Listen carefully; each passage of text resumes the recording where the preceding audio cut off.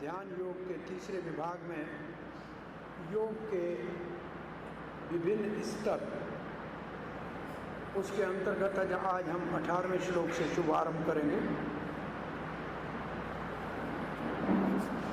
यदा विन्यतं चित्तम् आत्मनेवावतिष्ठते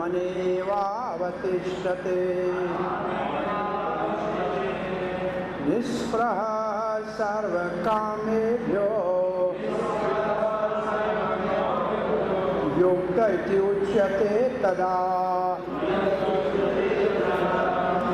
तो यदा और तदा का अर्थ होता है जब ये करेगा तब ये होगा। तो यदा तदा का भाव ये है, तो इसका मतलब है कब योग में पूर्णता कब प्राप्त करेगा। जब क्या है, जब यदा विन्यतम चित्तम, विन्यतम चित्तम, चित्त को वैसे चित्त हम किसको कहते हैं, चेतना को, चित्त चेतना को कहते हैं। चेतना जब, वैसे मन भी कहते हैं, हृदय भी कहते हैं चित्त को, परंतु चित्त वैसे चेतना है। वहाँ क्या लिखा है, चेतो दर्पण महाजन में क्या लिखा है, हृदय के अंदर असल में चेतना को साफ करना है। तो यदा विन्यतम चित्तम, विन्यतम मतलब जो वश में आ गया, मन में वास में आ गया, चेतना जो है वो शुद्ध हो गई, वश में आ गई। आत्मने अवस्थित, आत्मने एव अवस्थित, उस वक्त उसकी स्थिति कहाँ होगी, आत्मा के ऊपर। निष्प्रह, कोई इच्छा नहीं, न स्प्रह इच्छा, कोई इच्छा नहीं। सर्व कामे जो, किसी काम का कोई कामना नहीं। युक्त इति उच्यते तदा, उसको कहा जाएगा कि अब वो योग में स्थित है, अथवा उसने समाधि को धारण कर लिया है। तो अब प्रभुपाद जी ने क्या लिखा है, इसका अनुवाद पढ़िए। जब योगी योगाभ्यास द्वारा अपने मानसिक कार्यकलापों को वश में कर लेता है और अध्यात्म में स्थित हो जाता है, अर्थात समस्त भौतिक इच्छाओं से रहित हो जाता है, तब योग में सुस्थित कहा जाता है। तो बलदेव विद्याभूषण कहते हैं वो योग में कब सफल होगा। तो कहते हैं जब उसकी चेतना योग अभ्यास करते करते पूर्ण रूप से वश में हो जाएगी।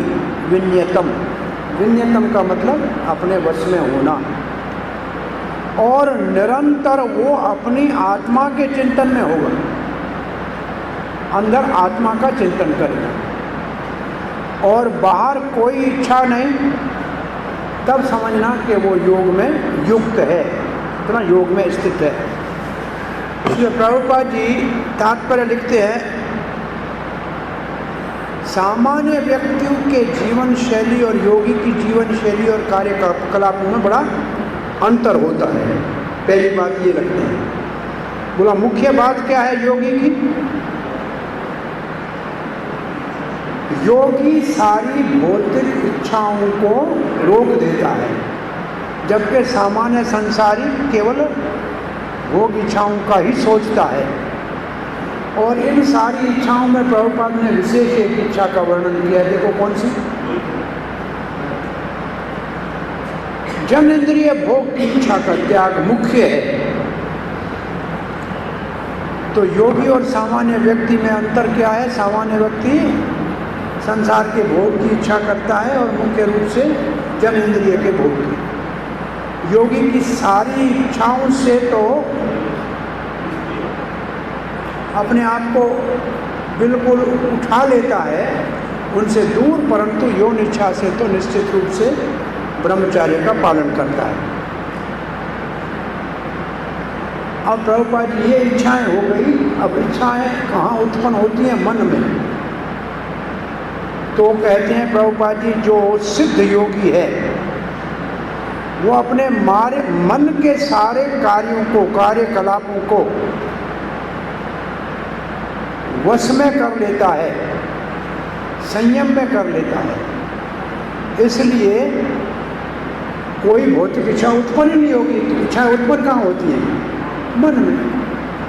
मन इच्छाओं को उत्पन्न होने की जगह है। इच्छा उत्पन्न होती है मन में, इंद्रियों के द्वारा पूरी होती है, तो वो मन को ही संयम करेगा। ये अर्थ, ये माना किसकी है? चित्त की। विनियतम चित्तम, चित्त के सारे कार्यकलापों को, मन के सारे कार्यकलापों को वश में कर लेता है, तो भौतिक इच्छाएं नहीं है। अब प्रभुपाद जी तुलना कर रहे हैं योगी से। किसकी? भक्त की।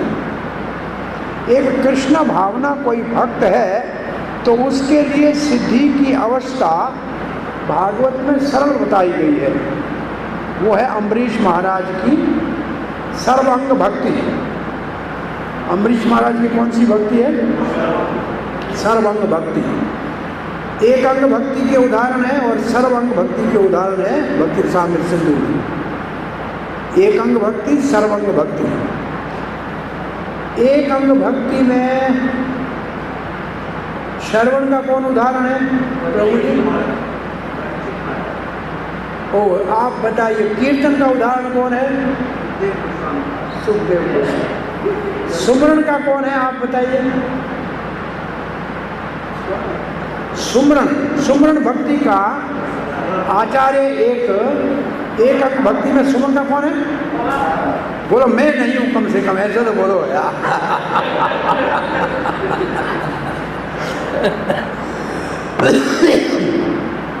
सुमरणम, फिर पाद सेवनम, लक्ष्मी देवी, अर्चनम, वंदनम, अब कौन रहा? दास्यम, सख्यम, आत्मनिवेदन। बहुत अच्छा। और सर्वांग भक्ति का उदाहरण कौन है? तो प्रभुपाद ने यहाँ अम्बरीश महाराज के 18, 19, 20 तीनों श्लोक दिए। तीनों श्लोक दिए ना। तो इसका अर्थ क्या हुआ? सर्वांग भक्ति से मन के अंदर उत्पन्न होने वाली सब इच्छाएं भगवत सेवा में लग जाती हैं, बाहर नहीं जा सकती। तो सर्वांग भक्ति योग से आसान है। योग में रोकना पड़ता है, सर्वांग में सेवा में लगाना पड़ता है। रोकना मुश्किल है, सेवा में लगाना आसान है। तो अब ये क्या हुआ? तुलनात्मक बात हुई। किसके बीच में तुलना हुई? योग की सिद्धि और भक्ति की सिद्धि में। भक्ति की सिद्धि सर्वांग भक्ति से, और योग की सिद्धि मन को वश में करने और सारी इंद्रियों की इच्छाओं को संयम में करने।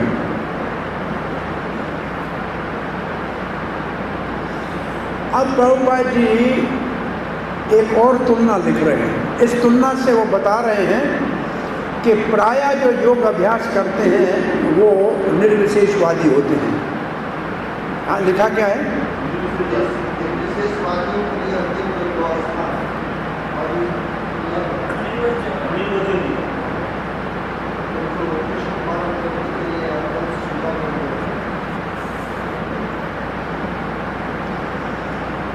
इसका मतलब है कि इस स्थिति को प्राप्त किया, वो बता नहीं सकेगा कैसे किया।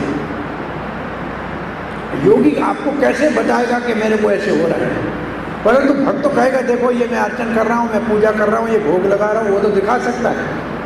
तो निर्विशेषवादी दिखा नहीं सकता है, ये बात कही गई है। अब आप इसको दोबारा पढ़े, ऐसा लगता है? वो वचनों से वर्णन नहीं कर सकता है, जबकि ये दिखा सकता है। वर्णन क्या कर सकता है? दिखा सकता है कि मैं क्या कर रहा हूँ। अब योगी को बताओ कि आप दिखाओ कि आपको आत्मा दिख रही है, कैसे दिखाएगा? भक्त को कहो कि आप कैसे भगवान के ऊपर मन लगा, बोला ये देखो सुबह से शाम तक आरती कर रहा हूँ, पूजा कर रहा हूँ, तो दिखा सकता है। तो ये प्रभुपाद जी लिखता है, जो दिव्य स्थिति प्राप्त होती है वो निर्विशेषवादी योग से, वचनों से वर्णन नहीं कर सकता। जबकि अम्बरीश महाराज के माध्यम से जो कार्य हो रहा है वो वर्णन हो सकता है, और सिखाया भी जा सकता है, और बताया भी जा सकता है, और दिखाया भी जा सकता है।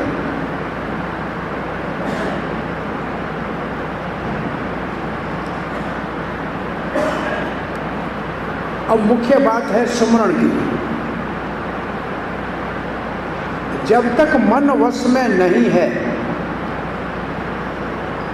और भगवान के चरणों के ऊपर लगा हुआ नहीं है, प्रभुपाद ने लिखा है, जब तक मन भगवान के चरणों में तलीन नहीं है, बिल्कुल तलीन नहीं है, तब तक दिव्य कार्यों में लगना संभव नहीं है। सेवा में लगना अभ्यास में नहीं आ सकते। इसको कैसे समझेंगे?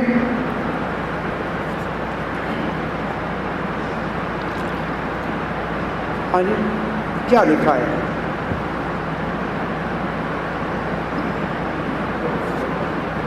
भगवान के चरण कमलों में मन जब तक, प्रभुपाद जी क्या लिखते हैं, जब तक भगवान के चरण कमलों में मन केंद्रित नहीं है, क्या लिखा है?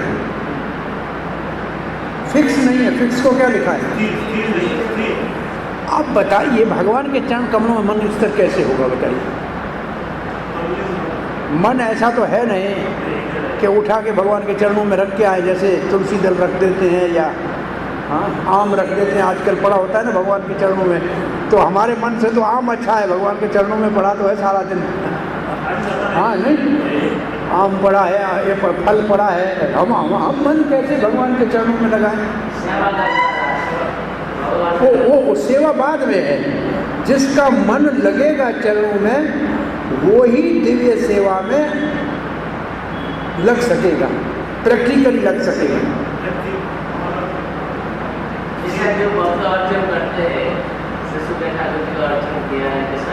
विचार जाते हैं, अर्चन करते हैं, लेकिन उसका मन चरणों में लगा है कि मन उसका लगा हुआ है कहीं बाहर? भगवान के चरणों में मन लगने का मतलब है जो मन की क्रियाएं हैं, संकल्प, विकल्प, विचार, वो भगवान की सेवा का होना चाहिए। भगवान के चरणों में मन लगने का अर्थ है हमारा जो विचार हो, जो हमें संकल्प करना है, जो हमें विकल्प करना है, ये नहीं करना है, वो भी भगवान की सेवा के संबंधित होना चाहिए। तो मन के कार्यों को भगवान के चरणों में लगाने का मतलब सेवा में लगाना। तो मानसिक रूप से जब तक भगवान की सेवा का चिंतन नहीं होगा, तब तक इंद्रियों और शरीर से सेवा सफल नहीं होगी। मैकेनिकल ऐसे करता रहे पूजा, लेकिन मन वहाँ नहीं है, तो वो सेवा सफल नहीं होगी। सोचने से, मन का काम जो सोचना है, विचार करना है, वही भगवान की सेवा का होगा। रात को सोए, हमने ये देखा है, हम सुबह उठते हैं ना, करेंगे आज क्या पढ़ाना है, हमारे दिमाग में आएगा कितने लेक्चर है। पहला प्रश्न आएगा कि आज क्या है, चाहे गीता का है, भागवत का है, ये है, इसके लिए कौन सा टाइम निकालना पड़ेगा, कब बैठे इसको देखना पड़ेगा। ये सुबह उठते ही पहले ये विचार आता है कि कहाँ छोड़ा है, कहाँ से शुरू करना है। तो मन के अंदर एक मशीन लगी होती है, बताती है कि इसके बाद क्या करना है। तो जिसको ऐसे मन भगवान की सेवा के विषय में लगा हुआ है, तो उसकी इंद्रियां अपने आप को सेवा में लग जाएगी। उससे भैया वो किचन वाले को बताया आज क्या पकाना है, सुबह क्या पकाना है, भाई आज सुबह का भोजन में क्या है, शाम को क्या है, तो कोई कुछ चीज़ें आई है नहीं आई है। तो मन के अंदर पहले आएगा, फिर शरीर से सेवा होगी। तो मन जब भगवान के विषय में चिंतन करने लगेगा, भगवान के चरणों में स्थिर होने का मतलब भगवान की सेवा का चिंतन। ऐसा नहीं कि भगवान के चरणों को पकड़ के बैठेगा, परंतु इतना जरूर है कि सामान्य भक्तों को जब भगवान का दर्शन करने जाएं तो चरणों का जरा ध्यान करना चाहिए, थोड़ी देर चरणों को देखते रहना चाहिए आंखें बंद करके। अभी आप भगवान के चरणों का दर्शन कर सकते हो हृदय में। कम से कम भगवान के चरणों में पायल की जगह पे क्या पहना है, एक दिन का अभ्यास तो रोज कर सकते हैं कि नहीं कर सकते। ये भी एक अभ्यास है कि जाके थोड़ी देर खड़े हों, भगवान के चरणों का अच्छी तरह से चिंतन करें। ये भी अभ्यास करना चाहिए रोज। और जब भी मन करे तब आंखें बंद करो तो वो चरण कमल आपके हृदय में दिखने में आए। ठाकुर जी का रोज देखने जाते हैं ना, ये चरण कमल हृदय में आने लगे, अभी ऐसे ध्यान में आने लगे कि फिर साक्षात आ जाएंगे। वो राजा रानी के गर्म दूध वाली जो कथा है, तो चरण हृदय में थे तब तो जले ना।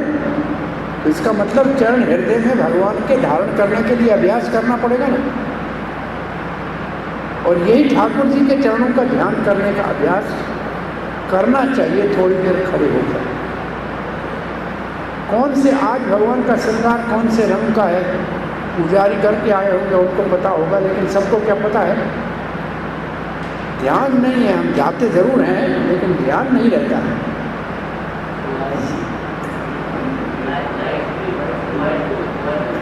वाइट है कि ब्लू से लाइट ब्लू है कि लाइट ग्रीन है। मंगल आरती क्या था, पूरा वाइट था, तो फोटो में आया है क्या? अच्छा इधर आया,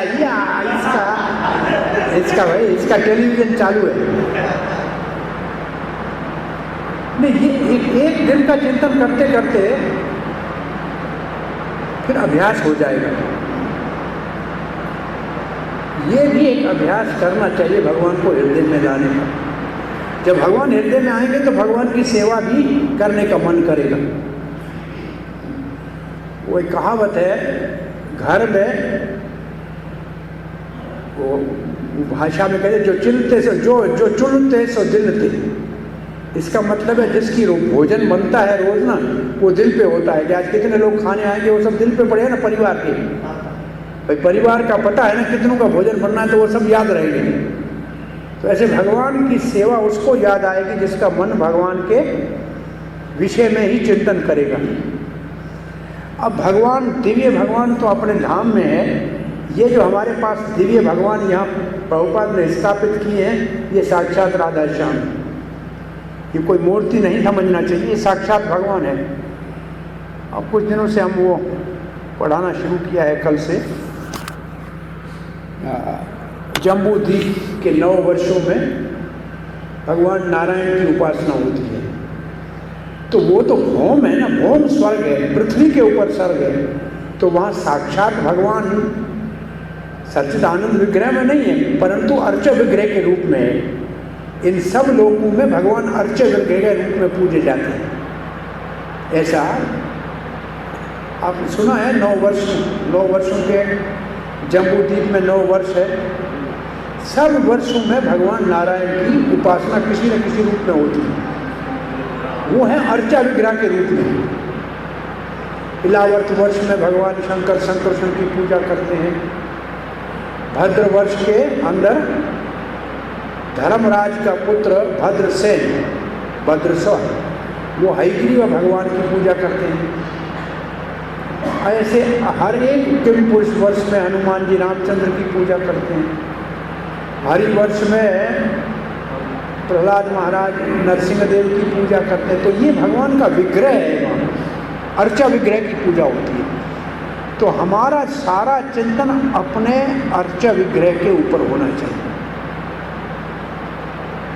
वैसे हम कई बार कहते हैं, जब सत्संग करते समझाते हैं, हर एक व्यक्ति का, हर एक हम में से हर एक का एक इष्ट देव होना चाहिए।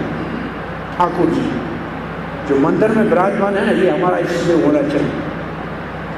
हम चाहे कहीं भी रहें, सुबह उठे तो इनका ध्यान हो, वो पहला उनका स्मरण आए, दिन उससे स्मरण शुरू करें।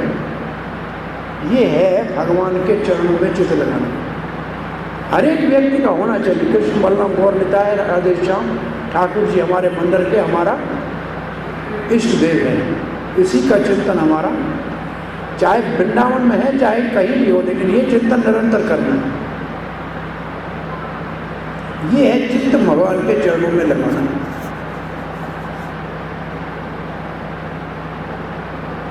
अब देखो प्रभुपाद जी इसी बात को आगे लिख रहे हैं। क्या लिखा है देखो, एक लाइन पढ़ो। हमने देखा नहीं लेकिन अब देख रहे हैं क्या लिखा है। तो भगवान की भक्ति में निहित कार्य को अर्चन कहते हैं। इसका अर्थ है अर्चन करते हैं। अर्चन का मतलब अर्चा विग्रह की पूजा। अर्चन, अर्चन का मतलब है इंद्रियां अर्चा विग्रह की पूजा में लगाते हैं। तो ये अर्चन आया ना, ये जो अभी तक हम बात कर रहे थे मन की, ये है अर्चा विग्रह की अर्चन। और प्रभुपाद जी कहते थे खुली आंखों से भगवान के अर्चा विग्रह की पूजा करना समाधि है भक्तों की। आंख बंद करके समाधि लगाने की जरूरत नहीं है। खुली आंख से भगवान के विग्रह की पूजा करना खुली आंख से समाधि है। अब प्रभुपाद जी लिखते हैं मन और इंद्रियों को कोई न कोई क्या चाहिए, कोई कार्य चाहिए।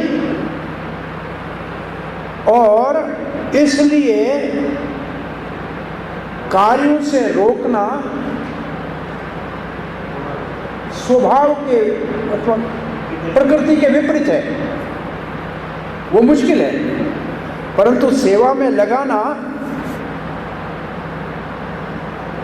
अब प्रभुपाद जी कहते सामान्य लोग और विशेष रूप से जो संन्यास आश्रम में नहीं है, वो अपने मन और इंद्रियों को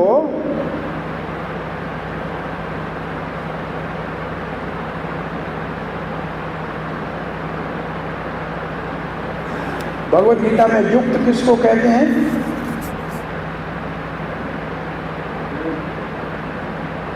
वो भगवान के अर्चा विग्रह की पूजा करते हैं। इसका अर्थ ये लाइन जो है ये पढ़ो, ये है अर्चा विग्रह की उपासना। सन्यासी जो नहीं है, लिखने का मतलब सन्यासी ध्यान आदि करे, लेकिन सामान्य व्यक्ति भगवान की मन और इंद्रियों से अर्चना करते हैं। अर्चना 64 अंगों में भक्ति का अंग है ना? अर्चना है कि नहीं? 2-3 बार आया है अर्चना, आया है भगवान को चमन झुलाना आया है, 2-3 है, 2-3 प्रकार से आया है। एक में जो है वो करते हैं, भूत सिद्धि करते हैं, और एक में नहीं करते, इतना अंतर है। दोनों अर्चना परिचर्या में भूत सिद्धि की जरूरत नहीं है। आत्मा जो आत्मा पूजा करते हैं वो उसकी जरूरत नहीं, बस अंतर इतना ही है। अब हम 19वें श्लोक पढ़ने जा रहे हैं। तो इस श्लोक में हमने योग की सिद्धि उसकी होती है जिसकी मन और इंद्रियां बाहर के विषयों से वृत्त, ये है योगी के लिए, और आत्मा पे केंद्रित, ये है योगी के लिए, और भक्त के लिए मन और इंद्रिय भगवान के अर्च विग्रह की सेवा। तो साफ इतना ही। इसका सारांश क्या निकला 18वें अध्याय का? ध्यान योगी को मन और इंद्रियों के सारे कार्य बंद कर देने चाहिए और आत्मा के ऊपर ध्यान लगाना चाहिए। और भक्ति योगी को अपने मन और इंद्रियां अर्च विग्रह की उपासना में ऐसे लगाना चाहिए जैसे अम्बरीश महाराज ने लगाया। तो ये इस श्लोक का सारांश हो गया। ठीक है, यह है 18वें श्लोक का सारांश। 19वां श्लोक उदाहरण है। उदाहरण है जिसका मन भगवान के चरणों में लगा हुआ है, उसका उदाहरण क्या है? यथा दीपो निवातिस्तो नेंगते सोपमा स्मृता योगिनो यत चित्तस्य युञ्जतो योगमात्मनः। यथा, जिस प्रकार यथा उदाहरण है, यथा जिस प्रकार, इसको कहते हैं उपमा। ये दी गई है उपमा। उपमा का मतलब उदाहरण। दीपो का मतलब दीप। निवात, वात कहते हवा से रहित जगह पे, जहाँ हवा नहीं बह रही है, न चल रही है, ऐसे स्थान पे अगर दीप है जहाँ हवा बह नहीं रही है। नैंगते सोपमा स्मृता, न इंगते सोपमा स्मृता।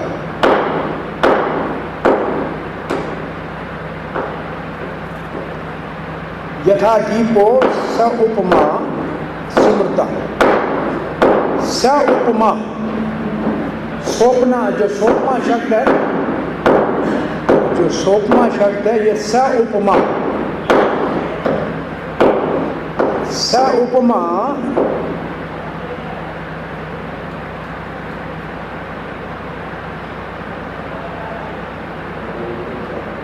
उपमा दी गई है किससे? जो दीप की लौ होती है ना, वो सीधी से ऐसे रहती है, हवा नहीं होगी तो बिल्कुल सीधी रहेगी, हिलेगी नहीं। उससे उपमा दी गई है। किसकी? निवात स्तो का मतलब क्या है? निवात स्तो का अर्थ क्या होगा? वात। वात का मतलब हवा। कहाँ वात? कौन से भजन में वात हवा के लिए आता है? सीधा आता तो वात है ना, वही बात है। वात का मतलब हवा, निवात का मतलब ना हवा, जहाँ हवा नहीं है। अब क्या कर, हवा नहीं है तो दीप जलेगा कैसे? ये कोई प्रश्न पूछ सकता है। बिना ऑक्सीजन के दीप कैसे जलेगा? हवा है लेकिन हवा बह नहीं रही है। जैसे दीप के ऊपर शीशे का गोला रख देते हैं, उसके अंदर रखते हैं, बत्ती जलाते हैं, तो पुराने ज़माने की बत्ती के अंदर दीप सीधी पड़ी हुआ होगा। इसका अर्थ ये है। ऐसे कहे कि हवा नहीं होनी चाहिए तो कोई कह सकता है हवा नहीं है तो जलेगी कैसे? भाई बिना हवा के तो दीप नहीं जल सकता है, ऑक्सीजन तो चाहिए। अब तो ऑक्सीजन, दीप को क्या आदमी को चाहिए? पूरी दुनिया ऑक्सीजन के लिए परेशान है, सबका दीप बुझ रहा है बिना ऑक्सीजन के। बहुत बड़ी समस्या है। तो जैसे वो दीप की लौ हिलती नहीं है बिना हवा वाले स्थान पे, ऐसे योगी का चित्त इधर इधर बाहर नहीं जाता है, अंदर नहीं जाता है, केवल आत्मा के ऊपर टिका रहता है। तो उदाहरण है योगी की। कैसी? योगिनो चित्त, योगिनो यत चित्तस्य। संस्कृत में शब्द क्या है? योगिनो यत चित्तस्य। योगी का यतनशील चित्त, ऐसा चित्त जो बिल्कुल एकाग्र है, इधर उधर नहीं जाता है। किसका तुलना दी गई है? वो क्या कर रहा है? चित्त कहाँ लगाया है उसने? युञ्जतो योगम आत्मनः, आत्मा के ध्यान में लगा हुआ है। उसकी उपमा दी गई है बिना हवा वाले स्थान के ऊपर दीप की लौ के साथ। ठीक है, ये उदाहरण समझ में आया?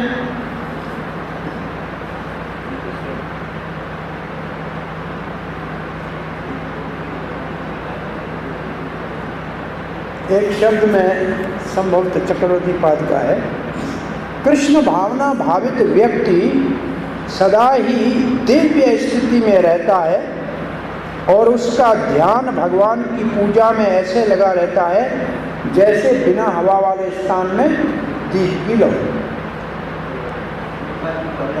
हाँ, ये प्रभुपाद जी का पहला लाइन है। ठीक है। अब बलदेव विद्याभूषण जी लिखते हैं, ऐसे सिद्ध योगी को की परिभाषा कैसे बताओगे? ये प्रश्न है। प्रश्न क्या है? सिद्ध योगी की परिभाषा कैसे बताओगे? तो कहेंगे, बताएंगे ऐसे जैसे दीप। उपमा देंगे, बिना हवा बहने वाले स्थान पे दीप की लौ जैसे एक जगह होती है, इधर उधर नहीं हिलती है। योगी का मन ऐसे आत्मा के ऊपर ध्यान में केंद्रित होता है, इधर उधर नहीं भटकता है। ये उनका उदाहरण है, उपमा है, ये उपमा है। ठीक है।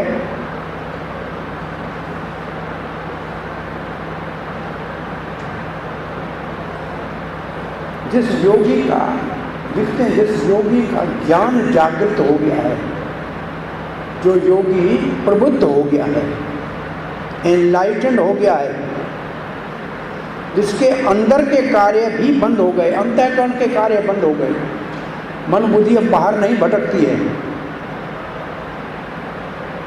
केवल आत्मा के अतिरिक्त और कहीं ध्यान नहीं जाता है, उसी का मन दीप की तरह एक जगह लगा रहेगा। तो ये है उदाहरण। अब 4 श्लोक साथ में हैं। यत्रो परमते चित्तम निरुद्धं योग सेवया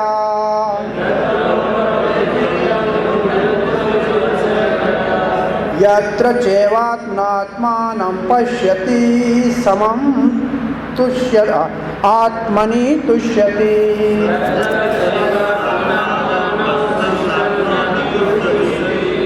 सुखमार्जितं यद् बुद्धिग्राह्यम् अतीन्द्रियम् वेत्ति यत्र न चैवायम् स्थितश्चलति तत्त्वतः यं लब्ध्वा च परं लाभं मन्यते नाधिकं ततः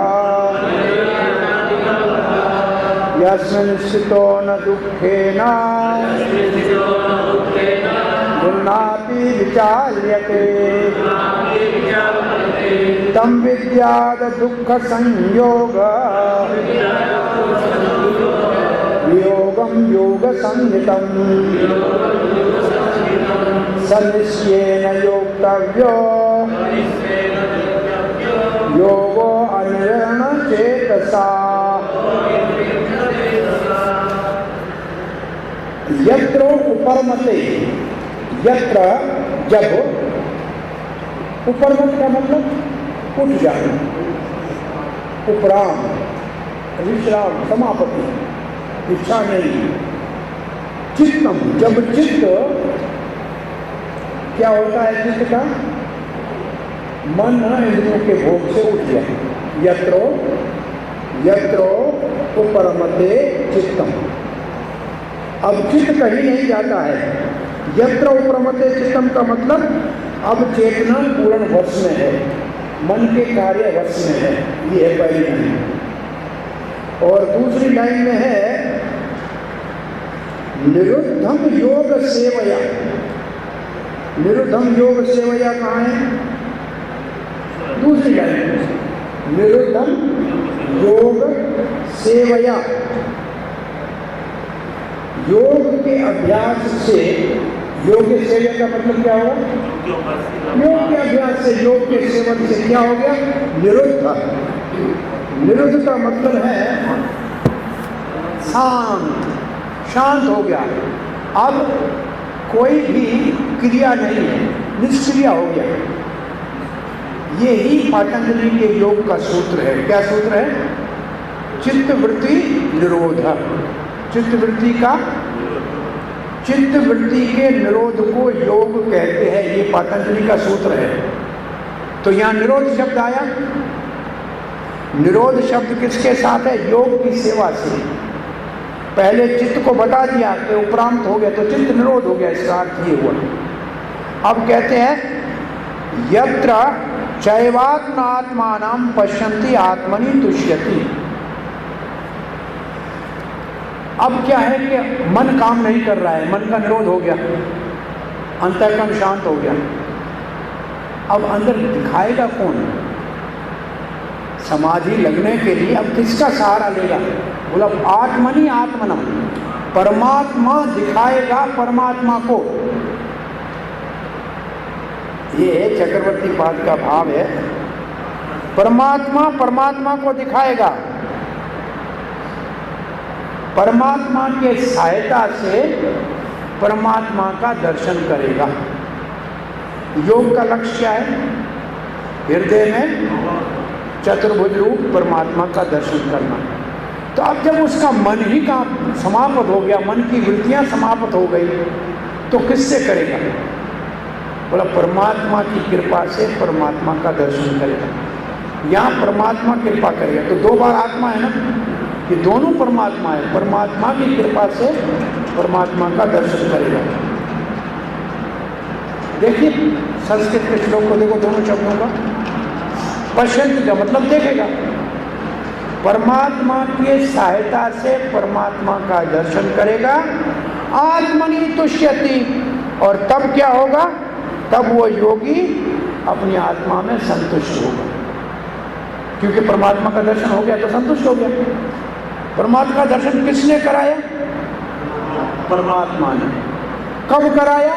जब चित्त की वृत्ति का निरोध हुआ तो परमात्मा ने अपना दर्शन कराया, उससे आत्मा तृप्त हो गई, तुष्यत हो गई। ये हुआ पहले श्लोक का अर्थ। सुखम अत्यंतम, तब उसको अति सुख की प्राप्ति होगा। सुखम आत्यंतिकम, आत्यंतिकम का मतलब जिस सुख की तुलना संसार से नहीं की जा सकती, उससे अधिक, अति अधिक सुख होगा। आत्यंतिकम यद तक बुद्धि ग्रहण, वो सुख किससे ग्रहण करेगा? बुद्धि से ग्रहण करेगा, इंद्रियों से नहीं करेगा। अयंद्रियम का मतलब, अयंद्रियम का मतलब इंद्रियों से नहीं। अब जो उसका सुख है वो बुद्धि से ग्रहण करेगा। बुद्धि आत्मा का पड़ोसी है, सुख है असल में आत्मा का, वो बुद्धि के द्वारा उसको ग्रहण में अनुभूति होगी, क्योंकि है मन तो शांत हो गया। इसका मतलब ये सुख इंद्रियों का नहीं है, इंद्रियों के भोग का नहीं है। ये सुख है आत्मा का, परमात्मा के दर्शन करने का। और वो सुख परमात्मा की कृपा से तब मिला जब चित्त की वृत्तियों का निरोध हुआ, और तब वो संतुष्ट हो गया। अब उसको अति सुख मिल रहा है। किससे? इंद्रियों से मिल रहा है? नहीं। किससे मिल रहा है? बुद्धि ग्राह्यम, तद बुद्धि ग्राह्यम। वैसे तद बुद्धि ग्राह्यम भी बहुत महत्वपूर्ण शब्द है, आगे तद लगा है, तद बुद्धि ग्राह्यम। स्पिरिचुअल इंटेलिजेंस, तद आगे जो लगा है, तद को, तद बुद्धि है, तद बुद्धि के आगे तद है क्या? तो ये तद कौन सा है? वही तद है भगवान का। भगवान ने जो बुद्धि दिया है, इसका मतलब जैसे भगवान बुद्धि योग देते हैं ना, वैसे भगवान बुद्धि से उस सुख को, आध्यात्मिक बुद्धि शब्द लिखा है संस्कृत में, जो वर्ड टू वर्ड में है। आपके पास क्या लिखा है देखो, सिर्फ बुद्धि।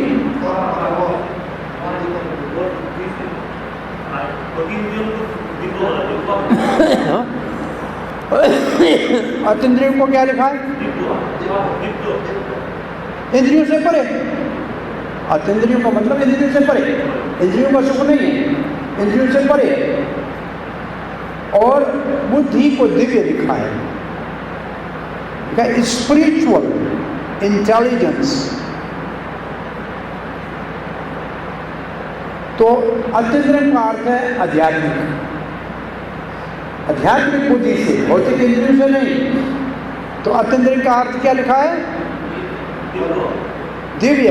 तो दिव्य बुद्धि से इसका अर्थ हो, तो दिव्य बुद्धि हो गया ना।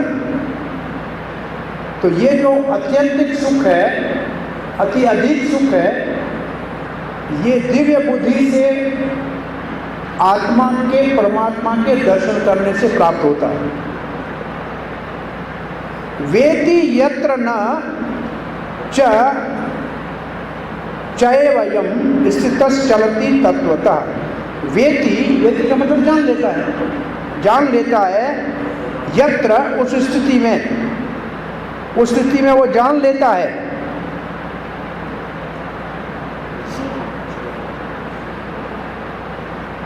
यत्र स्थिति अयम न च एव तत्वतः चलति। ये नाम ऐसे पढ़ेंगे तो क्या होगा इसका अर्थ? उस स्थिति में वो अपने वास्तविक आध्यात्मिक स्वरूप से विचलित नहीं होगा, क्योंकि आत्मा को अति आनंद मिला है, तो अब वहाँ से तुच्छ इंद्रियों के सुख की ओर विचलित होकर नहीं जाएगा। ये दूसरा श्लोक पूरा। अब तीसरा श्लोक, यम लब्ध्वा चापरम लाभम, जब ऐसा अति अधिक दिव्य बुद्धि से प्राप्त होने वाला सुख प्राप्त हो जाता है और उसको जानने के बाद, तत्व से जानने के बाद कहीं और विचलित नहीं होता है, तो उसको परम लाभ मिलता है और उससे अधिक और कुछ हो नहीं सकता है, ऐसे मानता है। न अधिकम मन्यते, उससे अधिक कुछ नहीं हो सकता है। यस्मिन् स्थितो, उसमें अगर स्थित हो गया, दुखे न गुणापि विचार, कितना बड़ा दुख संसार का आ जाए उससे विचलित नहीं होगा। दुनिया का कोई संकट उसको वहां से विचलित, वो इतना सुख है कि दुनिया का कोई घोर दुख भी उसको वहां से हटा नहीं सकता। प्रभुपाद जी इतना टुकड़ा श्लोक का बहुत सी जगहों पे वहां लिखते हैं, तो गुणापि न विचार लेते हैं। भक्ति के सुख मिलने के बाद दुनिया के दुखों से बिल्कुल विचलित नहीं होता। प्रहलाद महाराज इसका उदाहरण है, कितने दुख दिए गए, घोर दुख दिए गए, परंतु उसको जो भगवत सुमरण का जो सुमरण भक्ति का आचार्य है ना, तो सुमरण में इतना तल्लीन था कि दुख उसको दिखाई नहीं देते। वो कहते हैं, तुम कहते हो पहाड़ की चोटी मुझे लगती है मेरी उंगली से छोटी, इतनी बड़ी है नहीं, क्या मेरा करेगी। तो कहने का ये है कि अगर उस स्थिति में हो तो बड़े से बड़ा दुख उसको विचलित नहीं करेगा। हमारे तात्पर्य में लिखा है, फिर कोई महामारी आए या कोई संबंधी मर जाए तो उससे उसकी सेवा में उससे कोई उसको छोड़ता नहीं। किसी जगह संसार में सामान्य एक सूतक होता है, एक पातक होता है। आप जानते हैं सूतक किसको कहते हैं, पातक किसको कहते हैं? बच्चे का घर में जन्म हो तो सूतक और आदमी मर गया तो पातक। तो इन दो समय में पूजा नहीं होती ठाकुर जी, वो स्वयं नहीं कर सकता, परंतु जब करना हम बंद नहीं करते। चाहे सूतक हो या पातक हो, जब तो चलेगा। अपना साधन जो है वो पाठ पूजा चलेगी, सिर्फ विग्रह की पूजा नहीं करेंगे, किसी और के द्वारा करा देंगे जो गोत्र में नहीं है उससे। तो वहां भी हम अपने ये क्रियाएं बंद नहीं करते। अब चौथा श्लोक, अब लास्ट श्लोक पढ़ने जा रहे हैं। तम विद्याद दुख संयोग वियोगम, तद विद्याद, उसके जानने के, विद्या का मतलब जानकारी, उसकी जानकारी प्राप्त हो जाए, तम विद्या, उस स्थिति को जानो, तब क्या होगा? दुख संयोग वियोगम। दुख संयोग वियोगम का अर्थ क्या होगा? दुख के संयोग से ही वियोग हो गया, इसका मतलब दुख रहा ही नहीं, कोई दुख नहीं रहा। उस स्थिति में दुख नाम की कोई चीज नहीं रहती। लिखा है, देखो क्या लिखा है, उस स्थिति में दुख नाम की कोई चीज नहीं रहती, दुख से दूर अलग हो गया।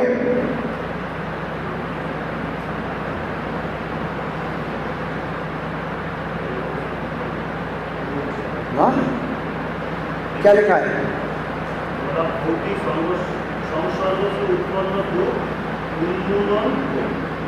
उन्मूलन, खत्म हो गया। दुख संयोग वियोगम, वियोग का मतलब दुख के संयोग से ही वियोग हो गया। दुख कभी आएगा इसका नाम निशान ही नहीं रहेगा। ठीक है, अब लिखते हैं योग संनिग्ध, इसको कहते हैं योग का अभ्यास। ये है योग, ये है योग में सम्यक लगना। उसके लिए क्या चाहिए? दो चीजें चाहिए। निश्चय है ना, एक तो निश्चय चाहिए, निश्चय का मतलब दृढ़ विश्वास। एक निश्चय चाहिए, योग तब योग, निश्चय से कार्य में लगे। अभ्यास कैसे करें योग का? बड़े दृढ़ संकल्प और निश्चय के साथ। और दूसरा अनिर्वण चेतसा। अनिर्वण चेतसा का अर्थ है अनिर्वण चेतसा। निर्वण चेतसा, अनिर्वण चेतसा। हताश न हो, हिम्मत न हारे, उद्यम के साथ आज नहीं तो कल मिलेगा। 30 साल हो गए, कोई बात नहीं, आगे मिलेगा। दृढ़ संकल्प के साथ, बिना हताश हुए, बिना हिम्मत हारे, बिना डिप्रेशन में जाने के। अंग्रेजी में आपके पास लिखा है डिवॉइड ऑफ डिप्रेशन। आप तो यहाँ क्या लिखा है?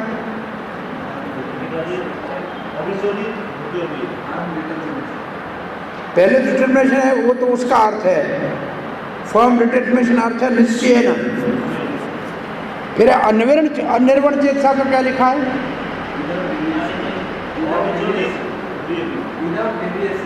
Without deviation. वही है, विदाउट डेविएशन का मतलब हिम्मत न हारे कि दूसरा रास्ता ले लूँ, पता नहीं है मिलेगा नहीं मिलेगा, इतने साल हो गए।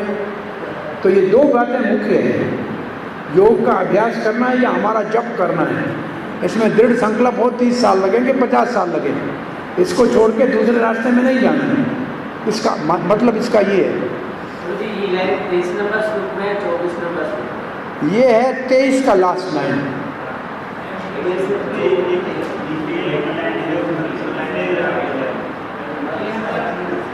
क्या कुछ गड़बड़ है?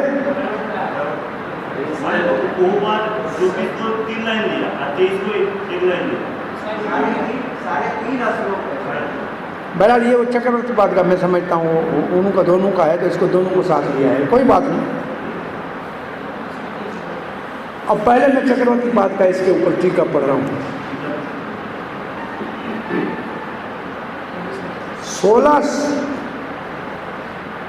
16 श्लोक से लेकर, कहते 16 श्लोक से लेकर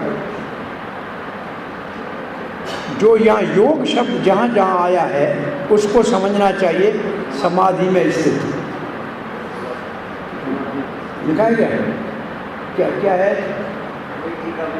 हाँ ठीक है। तो 16 श्लोक से लेके जहाँ भी योग शब्द आया है वो ध्यान योगी समाधि में स्थित। इसका मतलब जो समाधि में उसको कौन क्या कहते हैं? उस स्थिति का नाम क्या है? योग आरूढ़ स्थिति। योग आरूढ़ स्थिति। अब आगे प्रभुपाद जी लिखेंगे दूसरे, इसके श्लोक में नहीं, आने वाले श्लोक के तात्पर्य में। समाधि 2 प्रकार की होती है, एक संप्रज्ञात, एक असंप्रज्ञात। कितने प्रकार की समाधि होती है? कौन सी? संप्रज्ञात और असंप्रज्ञात। संप्रज्ञात समाधि के बहुत से अलग अलग साधन है, 2 मुख्य है। तो आप संप्रज्ञात समाधि के 2 साधन लिखो। एक का नाम है सुविचार, दूसरी का नाम है स्वीतर्क। सुविचार, सुतर्क, स्वी, सुवी, सभी, सविचार, स पूरा विचार, और दूसरा है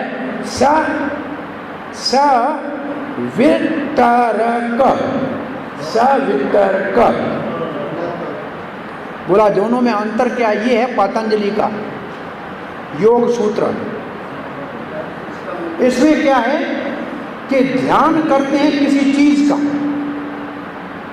और चीज होती है 2 प्रकार की, एक सूक्ष्म और एक स्थूल। अगर स्थूल चीज का ध्यान करेंगे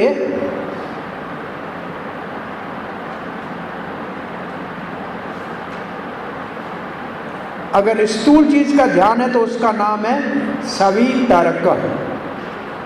अगर योगी स्थूल चीज का ध्यान कर रहा है, स्थूल चीज का ध्यान का मतलब है कि सामने कोई बहुत बड़ी लाल बत्ती लगा के उसका ध्यान कर रहा है, तो ये मोटी है, तो ये हो गया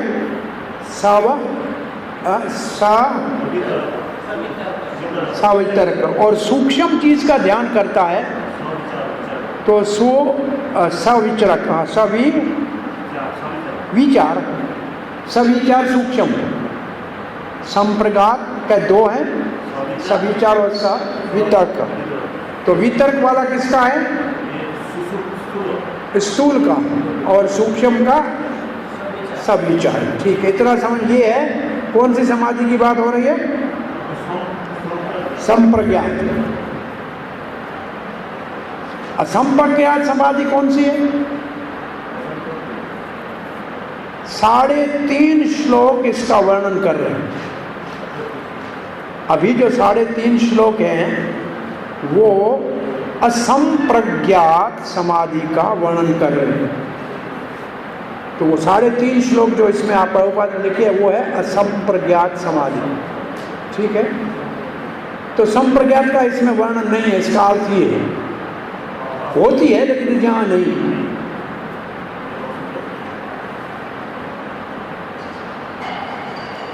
असंप्रज्ञात समाधि में चेतना किसी भी भौतिक वस्तु का स्पर्श नहीं करती है। चित्त उपरमते, चित्त उपरमते का मतलब इस समाधि में किसी भी भौतिक विषय का संपर्क नहीं है, क्योंकि निरुद्ध हो गया है, कंप्लीटली निरुद्ध हो गया, पूर्ण से समाप्त हो गया चित्त की वृत्ति। अब ये जो सूत्र है वो पूरा सूत्र पढ़ रहे हैं। पतंजलि कहते हैं चित्तवृत्ति निरोधा, योगस चित्तवृत्ति निरोधा। योग का अर्थ है, लिखा है कि चेतना का कार्य बाहर नहीं जाए, एकाग्र हो जाए। Starting the function of consciousness. यत्र, इस श्लोक में जो यत्र है, ये यत्र चलेगा 23 श्लोक तक। जब तक 23 श्लोकों का काम पूरा नहीं होगा तब तक यत्र चलेगा, तब तत्र होगा। इसलिए ये श्लोक साथ में दिए हुए हैं। तो समाधि में योगी क्या देखता है? परमात्मा को, आत्मानम। कैसे देखता है? अंतःकरण से, आत्मना। और वो क्या रूप लेता है? परमात्मा। और तब होता है तृप्त, तब होता है संतुष्ट।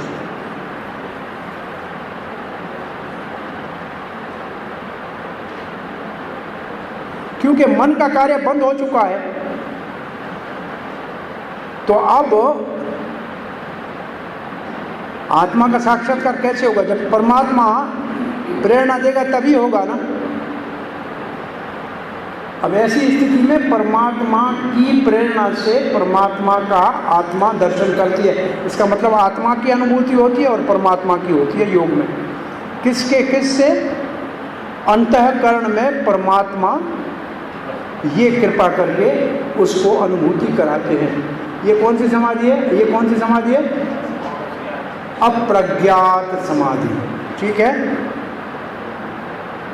और इस समाधि में उसको अति अधिक सुख मिलता है, आनंद मिलता है, और वो आध्यात्मिक बुद्धि से अनुभूति करता है। बुद्धया, भौतिक इंद्रियों का उसमें कुछ लेना देना नहीं। तो यहाँ एक बात लिखते हैं कि जब आत्म साक्षात्कार किया ना, तो आत्मा अपनी आध्यात्मिक बुद्धि से इस आनंद को लेती है, भौतिक बुद्धि से नहीं। इसका मतलब हमारे स्वरूप में हमारी बुद्धि भी तो होगी ना। आत्मा का अपना भी बुद्धि होगा, इंद्रियां हैं, मन है, उससे सेवा करेंगे ना। तो ये आत्मा के साक्षात्कार से जो बुद्धि की अनुभूति होती, उससे सुख को ग्रहण करेगा, भौतिक इंद्रियों से नहीं। तो भौतिक इंद्रियों में बुद्धि भी भौतिक है, सूक्ष्म इंद्रिय, उससे नहीं करता है। क्योंकि भौतिक तो बुद्धि भी मन के कार्यों के साथ स्थिर समाप्त हो गई। समाप्त मतलब रुक गई।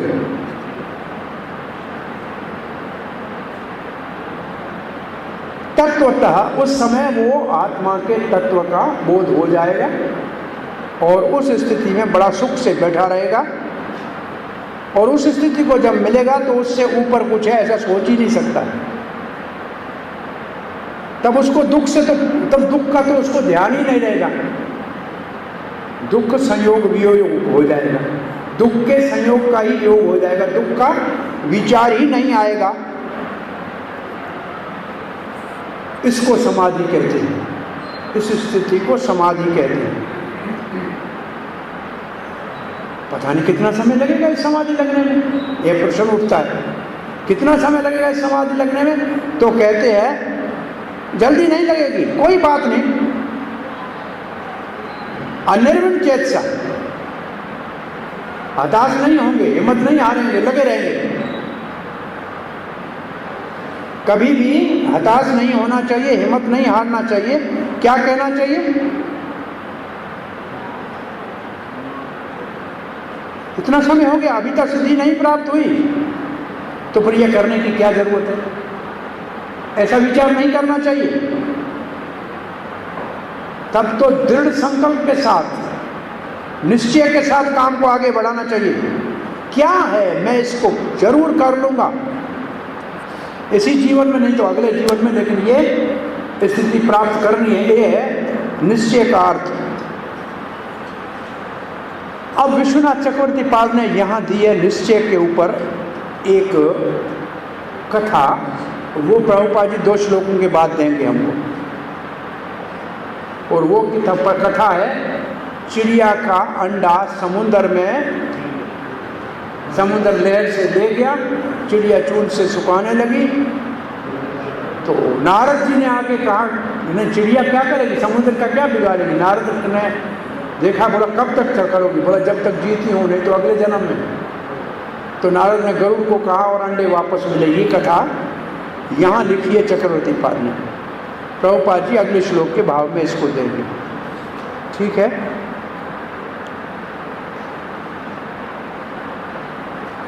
और इस कथा के साथ पूर्ण आहुति में लिखते हैं, हमें भी निश्चय होना चाहिए कि भगवान हमारी सहायता करेंगे। अगर हम उत्साह के साथ और धैर्य के साथ भक्ति में लगे रहेंगे तो निश्चित रूप से भगवान हमारी सहायता करेंगे।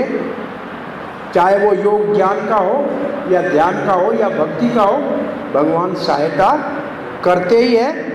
हमारे को शास्त्र के वचनों के ऊपर विश्वास करना चाहिए।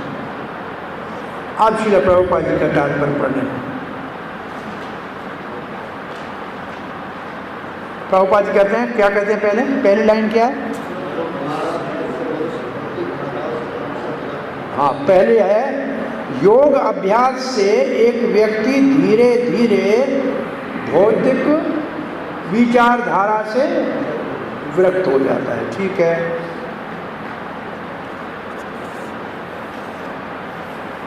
ये योग का आरंभिक लक्षण है, प्रिंसिपल है। प्रिंसिपल को क्या कहते हैं?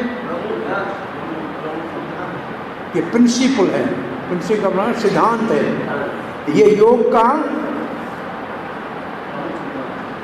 ये लक्षण योग का आरंभिक सिद्धांत है।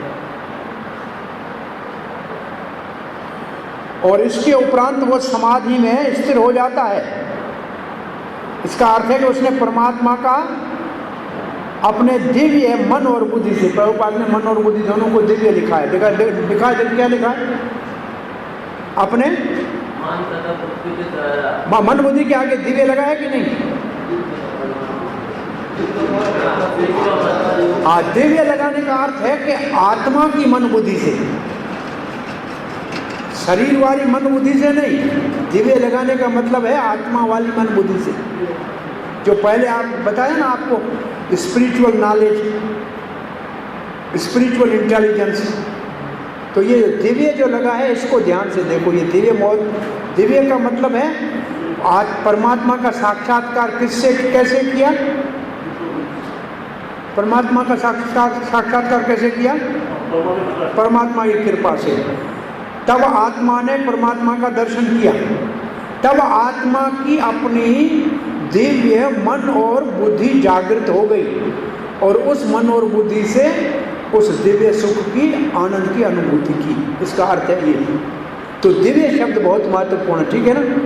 दिव्य मन और बुद्धि से, भौतिक मन बुद्धि से नहीं, दिव्य मन और बुद्धि से परमात्मा का दर्शन का सुख लेगा। और तब अब एक प्रभुपाद जी ने ये जो बात लिखी है, ये प्रभुपाद जी की अपनी मायावादियों के खंडन की, निर्विशेषवादियों के खंडन की परिभाषा है। और वो क्या परिभाषा है, कोई समझाए मुझे। आत्मा को परमात्मा समझने की मूर्खता नहीं करेगा। अब देखा ये लिखा है ना, आत्मा को परमात्मा समझने की मूर्खता, दोनों को एक नहीं समझेगा, ये मूर्खता नहीं करेगा। लिखा है कि नहीं? हाँ, समझ में आया।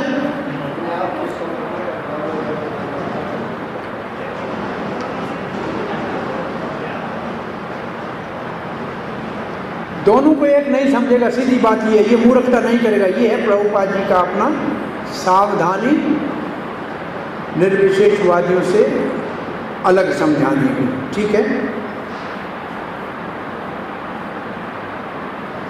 अब प्रभुपाद जी निर्विशेष का खंडन करने के लिए पतंजलि योग सूत्र से हमको बताते हैं कि जो योग का अभ्यास है, कौन सा योग? अष्टांग योग। उसके लिए दूसरा नाम क्या है? ध्यान योग। ये प्रभुपाद कहते हैं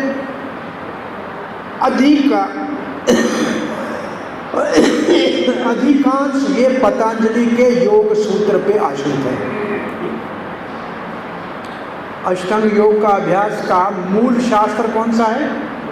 पतंजलि योग सूत्र। हमारे 6 दर्शन है, षड दर्शन है ना, उसमें से एक पतंजलि का दर्शन है योग। 5 और कौन से हैं? हाँ जी, कणाद, जैमिनी, गौतम का, वैशंपायन। पहले वो बताओ जो सबको आता है और सबसे महत्वपूर्ण है, व्यास। कौन सा? उसका कौन सा दर्शन है? वेदांत।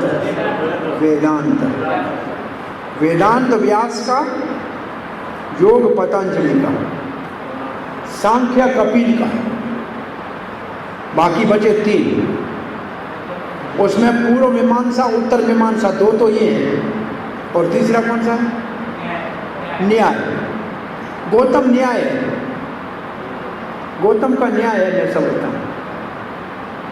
तो बाकी उत्तर और पूर्व मीमांसा में कणाद और जैमिनी है नहीं।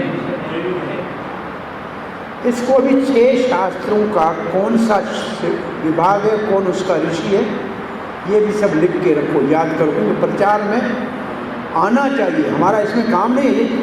सारे शास्त्र अधूरे हैं, पूरे नहीं हैं, परंतु ये आना चाहिए। तो यहाँ पतंजलि का नाम आया है, वेदांत में तो व्यास देव है, ये तो 2 है ही। वेदांत तो हम भी अध्ययन करते ही हैं। तो यहाँ पतंजलि प्रभुपाद जी लिखते हैं,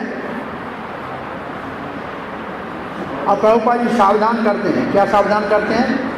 कुछ जो अप्रमाणिक टीकाकार हैं, वो परमात्मा और आत्मा को एक करके और मुक्ति उसको बोलते हैं, मुक्ति हो गई। ये है अद्वैतवादियों का मत। परंतु पतंजलि का योग ऐसा नहीं है। पतंजलि कहते हैं दिव्य सुख की अनुभूति होती है। और ये अद्वैतवादियों को दिव्य सुख का कुछ पता नहीं है, वो तो बड़े भयभीत होते हैं। वो जो ब्रह्मलीन हो जाएंगे, व्यक्ति तो रहेगा तो सुख थोड़ी मिलेगा, तो व्यक्ति को सुख कहाँ से मिलेगा? तो ये उनका सिद्धांत लिखा हुआ है।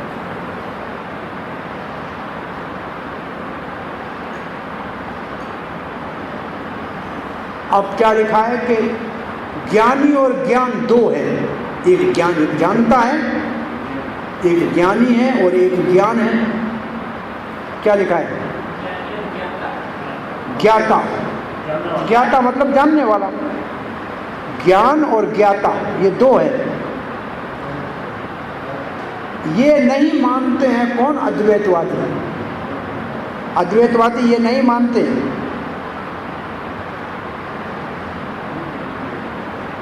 परंतु इस श्लोक में दिव्य आनंद का वर्णन है और वो दिव्य इंद्रियों से, दिव्य मन और बुद्धि से प्राप्त होता है, ये माना गया है। पतंजलि इस बात को मानते हैं। अपने उनके विशेष सूत्र में वो सूत्र दिया है प्रभुपाद ने 434 सूत्र में। क्या लिखते हैं? पुरुषार्थ शून्यानां गुणानां प्रति परस्वस्य प्रति प्रस्वः केवल्यं स्वरूपः प्रतिष्ठावा चित्त शक्ति इति। वो चित्त शक्ति इति है, ये मुख्य शब्द। चित्त शक्ति इसमें मुख्य शब्द है। प्रभुपाद ने चित्त शक्ति का मतलब भगवान की सच्चिदानंद वाली शक्ति। तो चित्त शक्ति भगवान की है। चित्त वैसे किसको कहते हैं? सत्य चित्त। चित्त है ज्ञान। चित्त शक्ति है ज्ञान की। ज्ञान की अभिव्यक्ति भगवान की चित्त शक्ति के द्वारा होती है। आनंद की शक्ति आह्लादिनी शक्ति और अस्तित्व सत्य, जो अस्तित्व भगवान का है, सब धाम आदि का बलराम जी, वो सत्य शक्ति का विस्तार है। सत्य चित्त ज्ञान। तो चित्त शक्ति जो है वो तो अंतरंग शक्ति है भगवान की। तो ये पतंजलि तो कहता है चित्त शक्ति से सुख मिलता है। तो प्रभुपाद जी क्या यहाँ करना सिखाना क्या चाह रहे हैं हमको? जो आत्मा परमात्मा को एक करके लीनते हैं वो पतंजलि योग सूत्र में माननीय नहीं है। पुरुषार्थ जो इसमें शब्द श्लोक में वो है 4 पुरुषार्थ, सबको मालूम है। धर्मार्थ काम मोक्ष। और अंत में ब्रह्म के साथ एक हो जाना, ये मुक्ति हो गई। तो ब्रह्म के साथ एक हो जाना को केवल्य कहा जाता है। सुना है? केवल्य शब्द सुना है ना? ये है निर्विशेषवादियों की मुक्ति, उसको कहते हैं केवल्य। ये अद्वैतवादी निर्विशेषवादी केवल्य कहते हैं। ठीक है। परंतु पतंजलि कहते हैं केवल्य जो है वो भगवान की अंतरंग शक्ति के द्वारा उसको अपने स्वरूप का पता लगता है। अपने स्वरूप का उसको पता लगता है। इस केवल्य का अर्थ है वो अपने स्वरूप में स्थित होता है। यहां तक पतंजलि की परिभाषा बताई। क्यों बताई प्रभुपाद जी ने परिभाषा ये पतंजलि की? मायावाद और निर्विशेषवाद के खंडन के लिए। अब प्रभुपाद जी कहते हैं ये सारा पतंजलि के झगड़े को छोड़ो, क्योंकि ये आपका विषय नहीं है। आपका विषय है भक्ति तो आओ चैतन्य महाप्रभु ने इसी को कहा है। ये सारा श्लोक चैतन्य महाप्रभु की भाषा में चेतो दर्पण मार्जन, इसको चेतो दर्पण मार्जन कहते हैं। चेतो दर्पण मार्जन का मतलब है जो पहला लाइन है श्लोक की। पहली लाइन क्या है?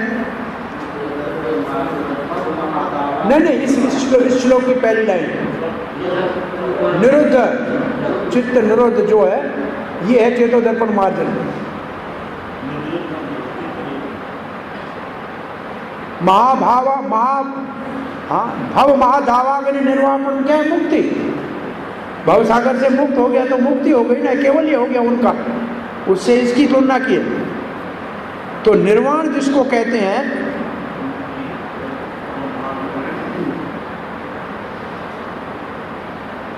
जो कही गई है, जो आरंभ में वो इस श्लोक में आया है। हाँ, अब प्रभुपाद जी अब क्या कर रहे हैं? अब प्रभुपाद जी क्या सिखाना जा रहे हैं? अब हमको सिखाना जा रहे हैं मुक्ति की वास्तविक परिभाषा। आप कापी में लिख दो, मुक्ति की वास्तविक परिभाषा भागवत के 2:10-6 में है, दूसरा स्कंद 10वां अध्याय 6ठा श्लोक। और ये आप सबको याद हो तो अच्छा है हमेशा। क्या है? अन्यथा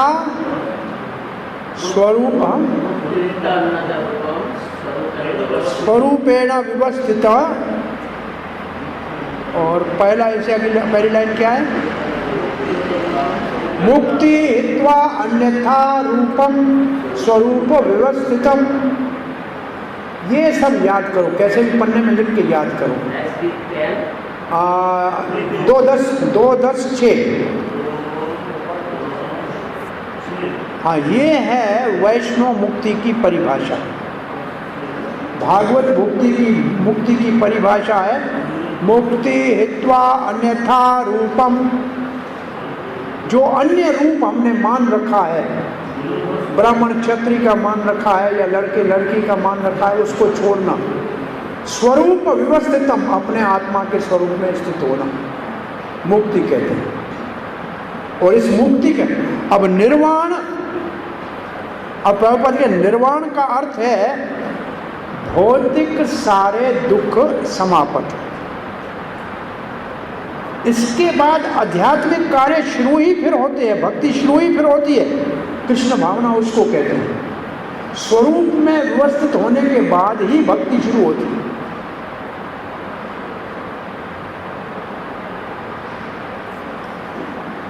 और जिसको भागवत में कहा है स्वरूप व्यवस्थितम, वो स्वरूप व्यवस्थितम वास्तव में जीव की वास्तविक जीवन वो है। इसका मतलब भगवान की सेवा में निरंतर लगा रहना।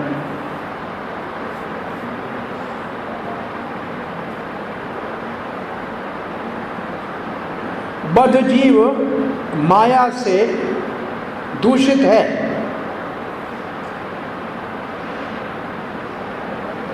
माया के बंधन से मुक्त होने का अर्थ ये नहीं है कि जीव का अपना स्वरूप ही समाप्त हो गया। माया के मुक्त होगा तो जीव अपने स्वरूप में स्थित होना चाहिए, फिर उसका स्वरूप समाप्त नहीं होता है।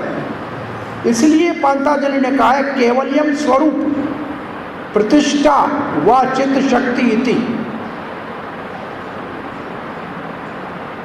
ये चित्त शक्ति में जो दिव्य आनंद है, यही वास्तविक जीवन है। इसका मतलब यहाँ केवल्य का अर्थ है, जो पतंजलि ने केवल्य लिखा है, केवल्य स्वरूप प्रतिष्ठा।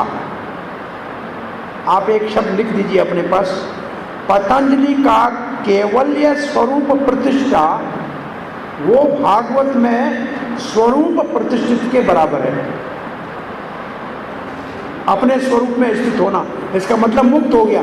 तो केवल्य का अर्थ मुक्त है, वो मुक्त होकर अपने स्वरूप में स्थित हो गया।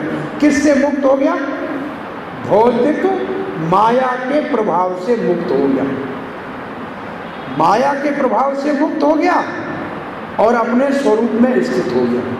तो पतंजलि के केवल्य का अर्थ है माया से मुक्त होना, और स्वरूप प्रतिष्ठित का अर्थ है अपने स्वरूप में स्थित होना।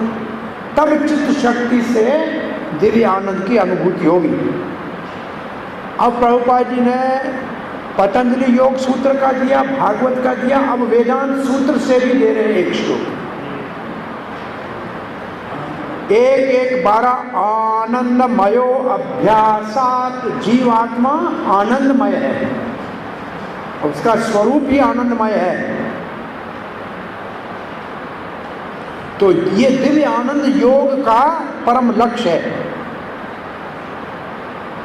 और भक्ति के द्वारा, भक्ति योग के द्वारा ये आसानी से प्राप्त हो जाता है। इसका विशेष वर्णन 7वें अध्याय में आएगा। प्रभुपाद जी यहाँ लिख देते हैं। अब प्रभुपाद जी उन समाधि का वर्णन कर रहे हैं जो हम पहले डिस्कस कर चुके हैं ना। प्रभुपाद जी यहाँ कहते हैं 2 प्रकार की समाधि हैं, जो जिस योग का यहाँ वर्णन है, इसमें 2 प्रकार की समाधि होती है, संप्रज्ञात और असंप्रज्ञात। अब प्रभुपाद जी कहते हैं जब पहले कोई ज्ञान के विषय भिन्न दर्शनों से ध्यान लगाने का प्रयास करता है। सूक्ष्म अवस्था स्थूल प्रभुपाद ने नहीं लिखा है।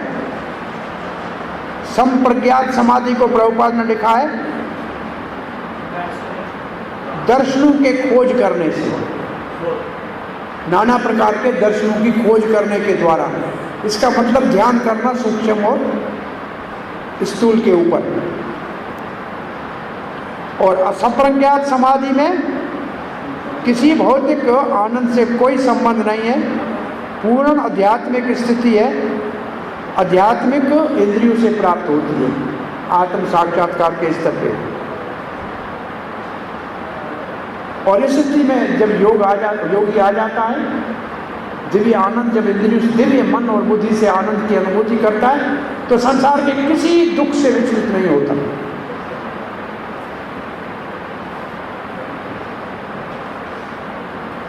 जब तक योगी इस स्थिति में नहीं पहुंचेगा तब तक उसको सफल नहीं मानेंगे, तब तक वो असफल ही है। अब प्रभुपाद जी कर रहे हैं आधुनिक योगियों के ऊपर कटाक्ष।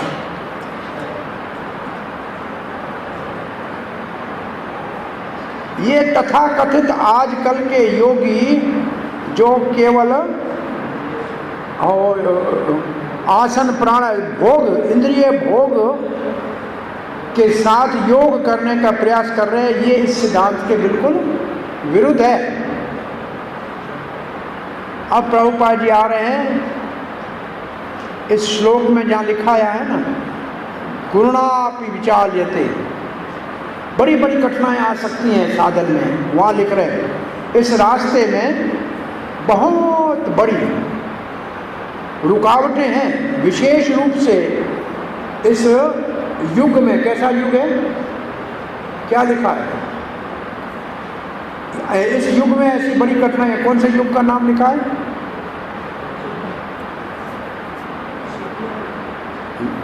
As of hypocrisy. हाँ जी, कौन सा लिखा है, क्या लिखा है? कपटी युग में, कपटी लिखा है। हाँ, दम्भिक कपटी, जो भी लिखो, दम्भिक और कपटी युग में हठ योग का अभ्यास करना, ध्यान योग का अभ्यास करना, ज्ञान योग का अभ्यास करना, बड़ी इसमें रुकावटें हैं। 3 योग लिखे हैं प्रभु। ध्यान हम जानते हैं, ज्ञान जानते हैं, हठ क्या है? हठ का मतलब, हठ का मतलब है बस यही करेंगे बैठे। जैसे देखें बहुत सारे धूप में खड़े हैं, एक पांव पे खड़े हैं, गर्मी में खड़े होते हैं, गर्मी में चारों ओर आग लगा के, सर्दी में पानी, यही हठ योगी। इन सब के रास्ते में आजकल के कपटी काल में, दम्भिक काल में बहुत सी रुकावटें आएंगी, परंतु भक्ति योग में ऐसा कोई समस्या नहीं है। जब तक शरीर रहेगा तब तक शरीर की मांगें सदा बनी रहेगी। खाना है, सोना है, सुरक्षा करना है, परिवार है किसी का तो जीवन चलाना है। परंतु शुद्ध भक्ति योग या कृष्ण भावना में जब व्यक्ति होता है शुद्ध भक्ति में और कृष्ण भावना में, शरीर की आवश्यकताएं पूरी करता है परंतु इंद्रिय भोग में नहीं लगता। युक्त वैरागी, इसका अर्थ क्या हुआ? युक्त वैरागी है, शरीर की आवश्यकता पूरी करता है परंतु इंद्रिय भोग में नहीं लगता। बस जितना उसको शरीर को, और कितना लिखा है, जितनी आवश्यक कहता है कम से कम, वो समझता है कि मैं आया गलत जगह पे हूँ, अब यहाँ का सदुपयोग कर लूँ और मैं कृष्ण भावना के दिव्य आनंद की अनुभूति कर लूँ। Good use of bad bargain का क्या लिखा है? Best use of bad bargain का क्या लिखा है?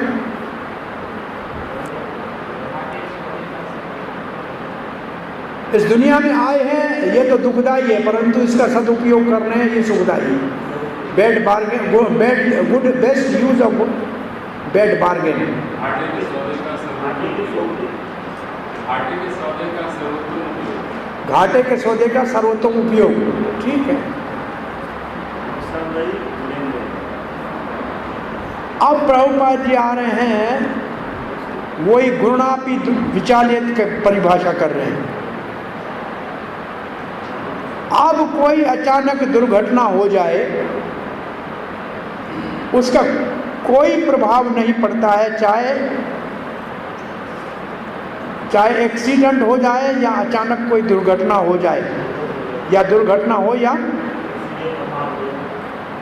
बीमारी हो या किसी चीज़ की कमी हो या मृत्यु हो किसी संबंधी प्रेमी का, उससे ज़्यादा दुखी नहीं होता है। वो अपने कृष्ण भावना के कार्यों में सदा लगा रहता है।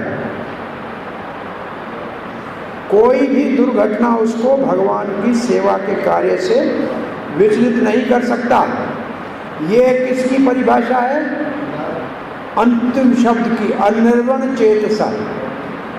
अनिर्वण चेतसा है ना शायद श्लोक में लास्ट में, उसकी परिभाषा है। भगवत गीता में जैसे कहा है, आगमा पायनो अनित्या शांत चक्षु भारत, वो सह देगा लेकिन भक्ति नहीं छोड़ेगा।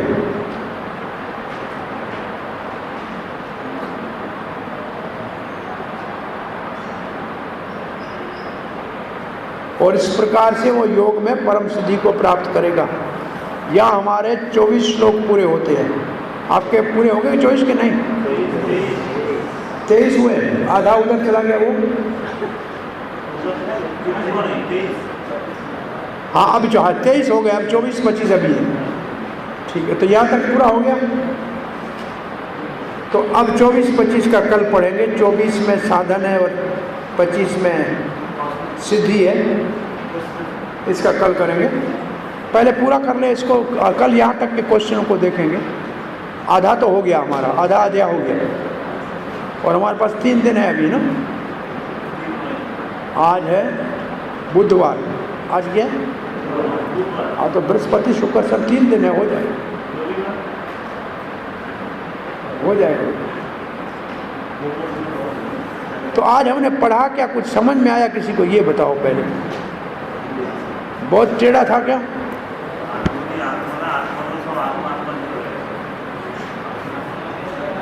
कुछ समझ में आ रहा है क्या पढ़ा हमने?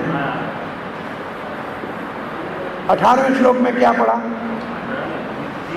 2 बातें बताई, सिर्फ 2 बातों में सब सारांश बताया था।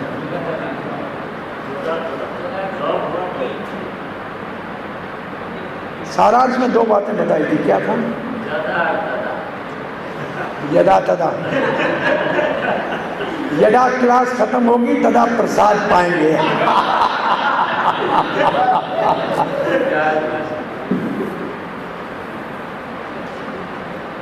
यदा विन्यतम चित्तम निरुद्धम योग सेवया। योग के अभ्यास में मन और इंद्रियों के कार्यों को रोकना अनिवार्य है, अति आवश्यक है। और ये भक्ति में बड़ी आसानी से हो सकती हैं। और नीचे वाली लाइन में क्या है? अनुरुद्ध सेवा के बाद क्या है? योगम युज्यम सदात्मानं,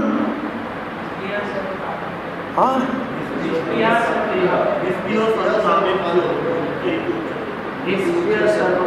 निष्प्रह सर्व कामेभ्यो योग युक्त की उच्यते। युक्त की परिभाषा थी। ये क्या रोज अभ्यास करना पड़ेगा? ऐसे एक बार पढ़ने से इसको पढ़ते रहेंगे, इसको तब दिमाग में घुमाना पड़ेगा, बहुत ज़्यादा घुमाना पड़ेगा, तब समझ में आएगा। और 19वें में क्या है? और इसका उदाहरण दिया कि योग आरूढ़ व्यक्ति की वृत्ति कैसे परमात्मा के ऊपर या आत्मा के ऊपर केंद्रित होती है, हिलती नहीं है, जैसे दीप बिना हवा के स्थान में। और फिर 20 के बाद 21, 22, 23, 21, 22, 23, 20, 21, 23, 20, 21, 23, 20, 21, 22, 23, 4 श्लोकों में क्या बताया गया? योग आरूढ़ स्थिति में कैसे परमात्मा की कृपा से परमात्मा का आत्मा दर्शन करके आध्यात्मिक मन और बुद्धि से आनंद की अनुभूति करता है, उसके समान और किसी सुख को नहीं मानता। और बड़े से बड़े दुख की परवाह नहीं करता और इतना निश्चय, दृढ़ निश्चय कर लेता है कि कैसे भी रुकावट आए उससे हिलता नहीं है, अपने काम में लगा रहता है। तो प्रभुपाद जी ने इसमें बहुत लंबा तात्पर्य लिखा है। विशेष रूप से आत्मा परमात्मा को एक समझने वाले निर्विशेषवादियों का खंडन पतंजलि योग के सूत्र के माध्यम से, फिर भागवत के मुक्ति के परिभाषा से, फिर वेदांत सूत्र के आनंदमय अभ्यास से के माध्यम से उसका खंडन करके चित्त शक्ति से ज्ञान और ज्ञाता दो होते हैं। इसलिए ये सुख जो है आत्मा के स्तर पे प्राप्त होता है, स्वरूप सिद्धि में होता है। हरे कृष्ण, धन्यवाद।